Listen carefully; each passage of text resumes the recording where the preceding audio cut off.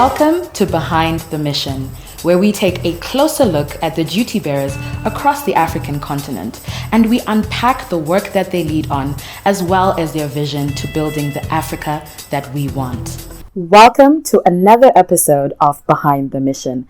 My name is Janice Kumalo, and a reminder that this is our fourth installment of the episode, and here in this space, it is our role to take a closer look at the duty bearers as well as their vision and their mission towards an Africa realizing the development of its people, which is people-driven. Now, allow me to kick off this episode by introducing a very, very esteemed guest. With us today, we have Her Excellency, Ambassador Fatima Mohammed, who is the head of mission for the Permanent Observer Mission of the African Union to the United Nations. Now, prior to her current designation, Her Excellency was the Senior Special Advisor to the ECOWAS Commission. Her career spans over 2 decades with a focus on peace and security, socio-economic development, regional integration, organizational development, as well as project management, both in public and private sectors. Now, I am beyond excited to have this conversation with you today, so make sure you continue to stay tuned to listen to the work as well as the comparable person behind it. Now, Your Excellency, thank you so much for your time today. I want to ask you, before we dive into our conversation, today is the 8th of March. How are you feeling today? Well, thank you, Janice, first of all, for having me here and for inviting me to speak to you. I'm feeling great. I mean, it's International Women's Day, it's CSW Week, we're surrounded by the energy of phenomenal women from around the world. It's just amazing, and it's difficult to describe, it's a feeling. It's almost poetic that we're having this conversation specifically today on the 8th of March, as you mentioned, and you have an illustrious career where your raison d'etre has been development in tandem with regional integration.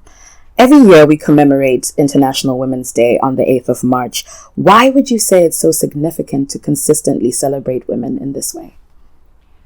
Well, it's significant for a number of reasons. I think, first of all, we have come a long way since Beijing, where we collectively, principally women, but also men that have supported us, have made history in terms of looking at issues of women's and girls' rights and at advancing those rights and looking at critical areas where we, as individuals, as governments, as civil society, as private sector, can collectively come together and say, these are areas where we need to do a lot more, and we need to break down a lot of the barriers that exist for women and girls around the world.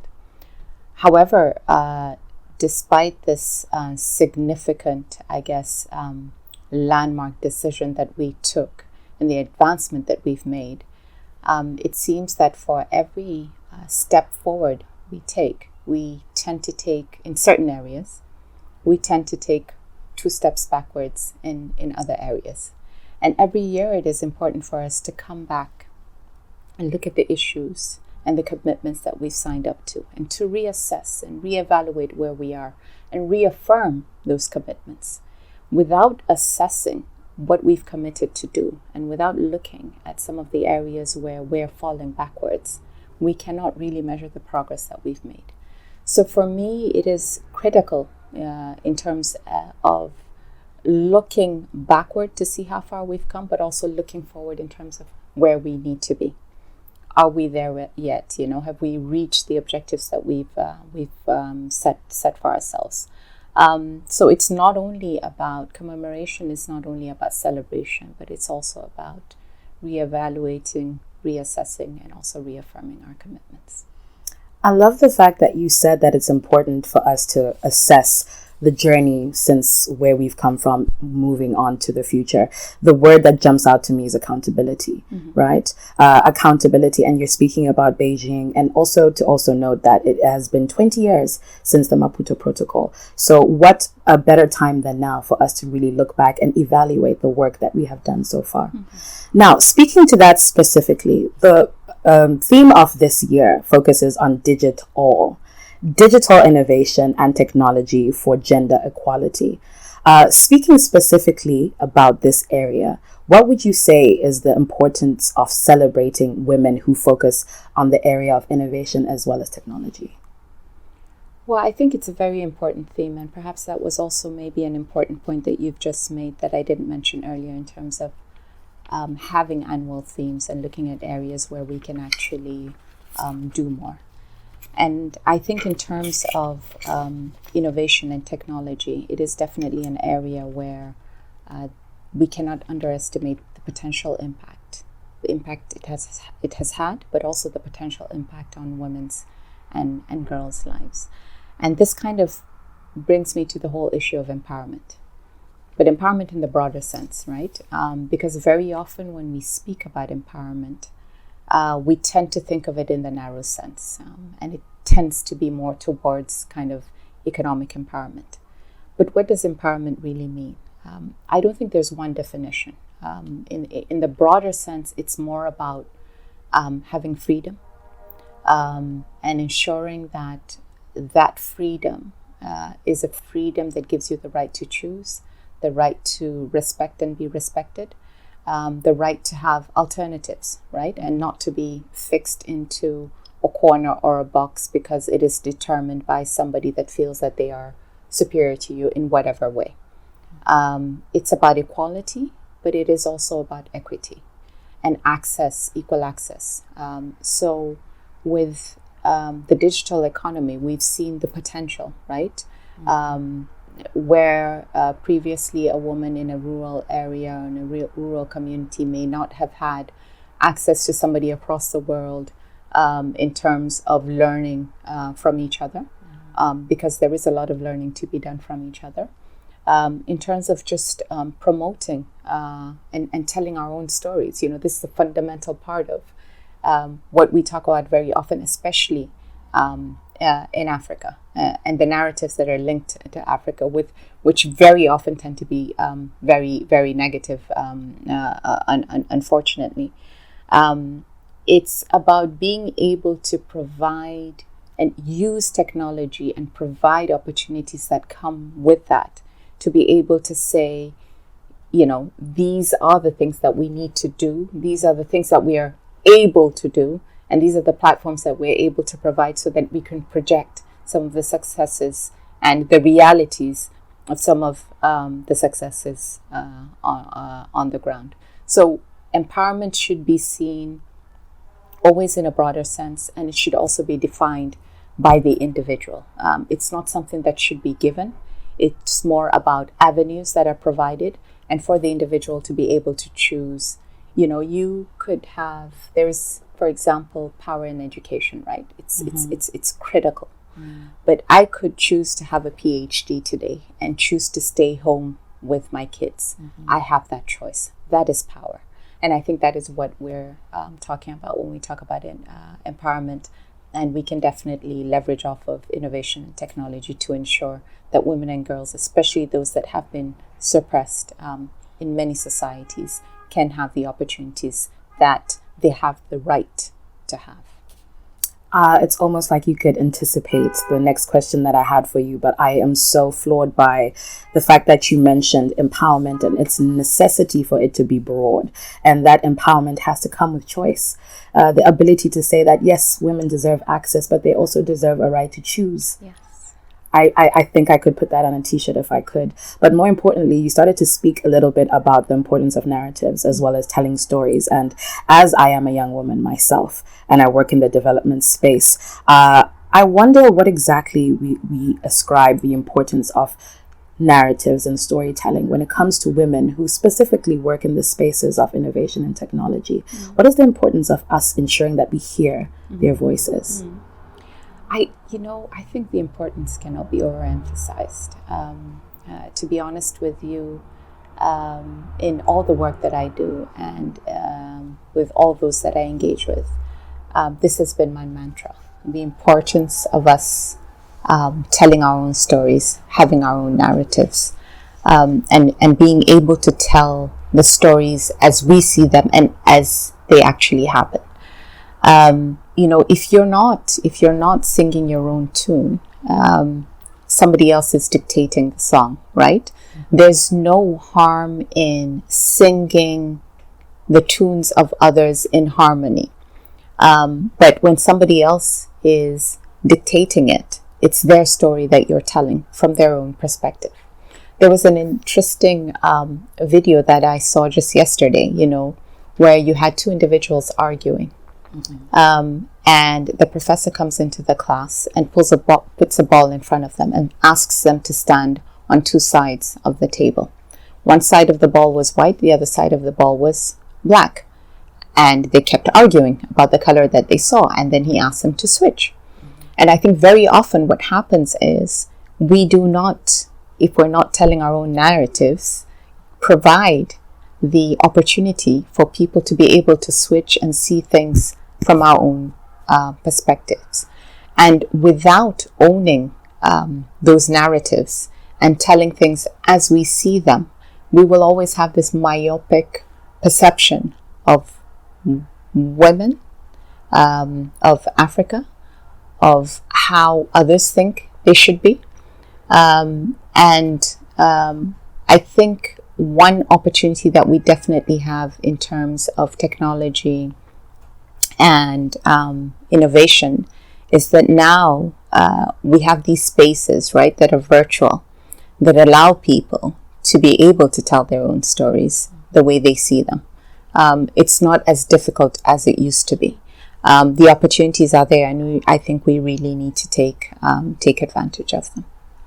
I like the fact that you said that the opportunities are there for these platforms for women to be able to showcase from their perspective, as you said, and showcase the work that they do, their initiatives, and advocate for their spaces as well. I think an important part of Behind the Mission and why we have these interviews is we like to have an understanding of the work that you do. But I also think people want to know more about you, the person, as well. And speaking to the head of mission for the permanent observer to the African Union, to the United Nations, what exactly would be some steps or advice should a young person, a young woman specifically, who's watching right now, what steps would she be able to take to be able to follow in your footsteps while being still her? Great. I really appreciate the fact that you ended with remaining herself. Or himself in some cases. Yes. We all have our own paths, and it is important for us to understand that no two individuals are the same, even if they are identical twins.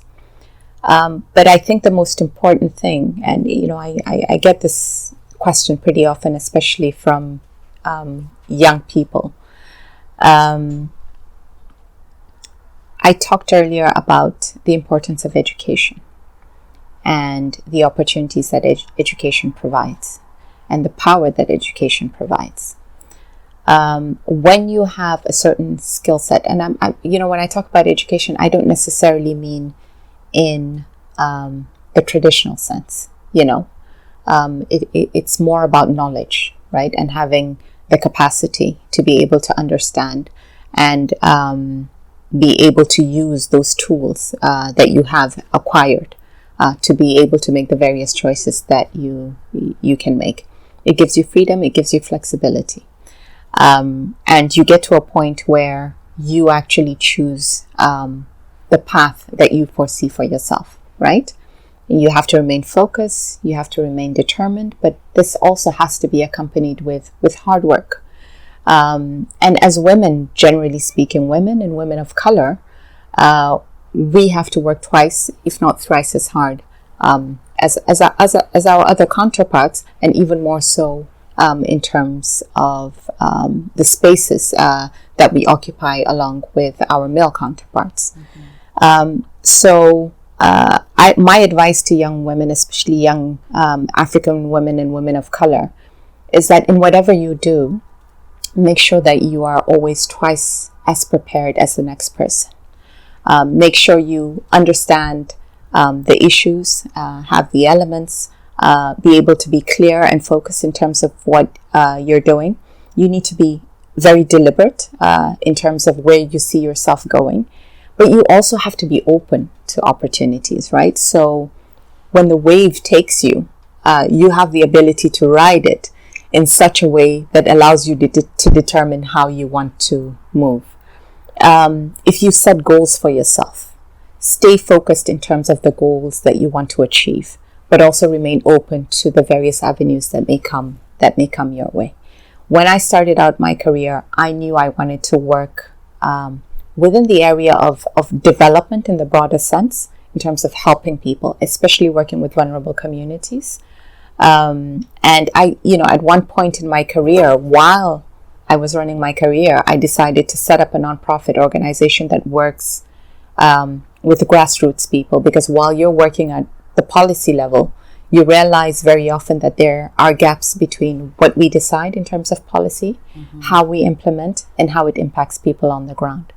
So over time, what I found was that where my heart was and where my passion was in terms of working with people in vulnerable communities in the grassroots level, and where my career was taking me in terms of policy and international development, they somehow came together, and it came together very nicely.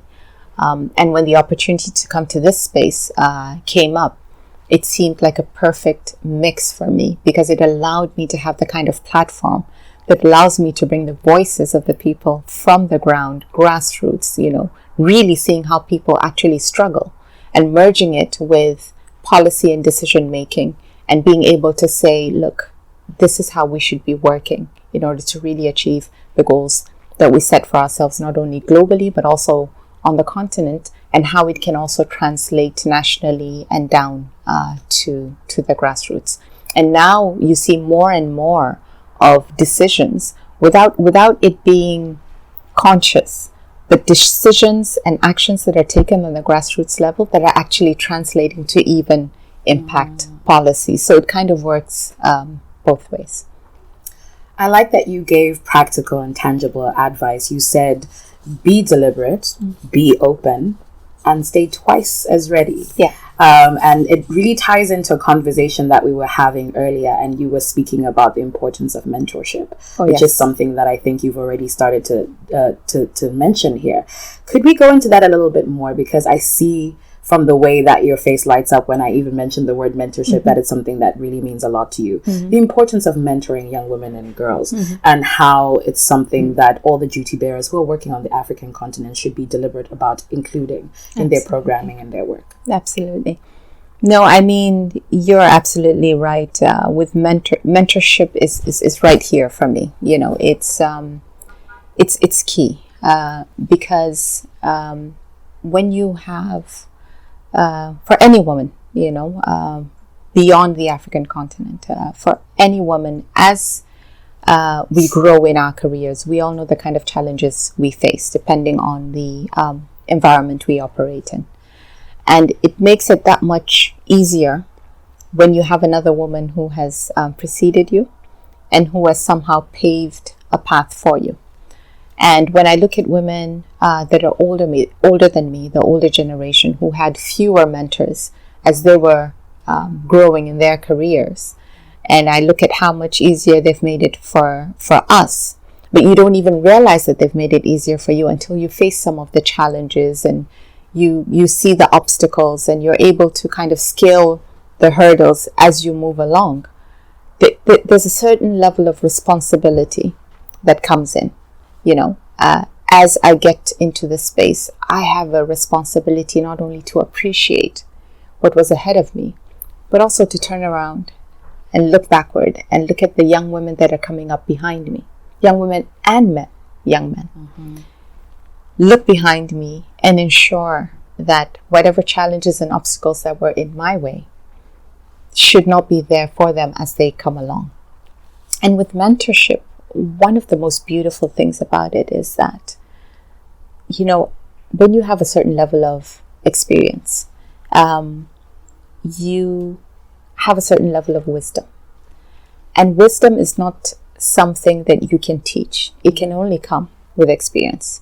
But wisdom is something that can be shared.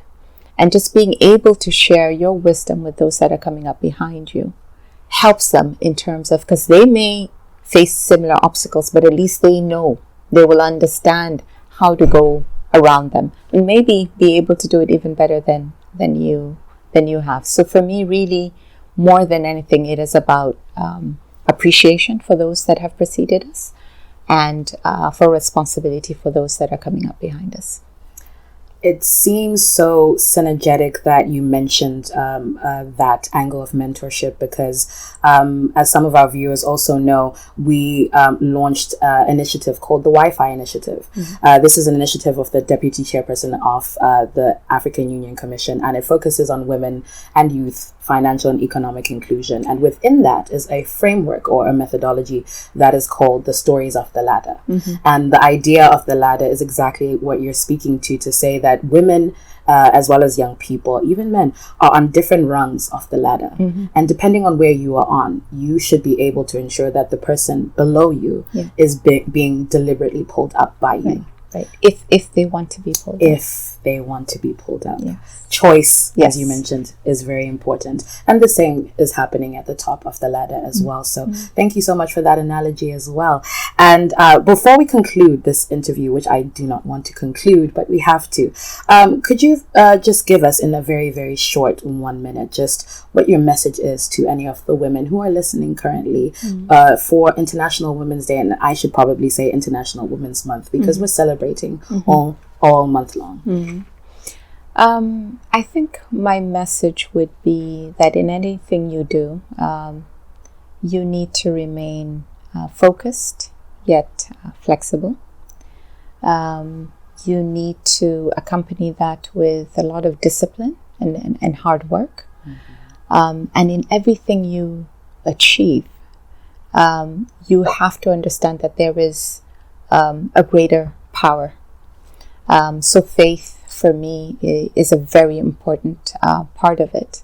And do it all with humility and respect, because it is not only your determination, but it is a greater power that is beyond all of us. But it is fundamental that in everything we do, we remain humble, and that we remain respectful while we focus on achieving our various life and career goals, but also broader goals in terms of determining the kind of future that we want to see for ourselves, and to see a more balanced and peaceful world eventually. It may be a little bit, I think, optimistic or unrealistic for some, but I think we will get there eventually.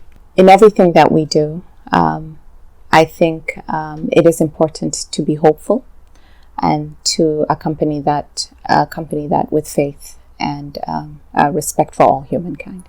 Thank you.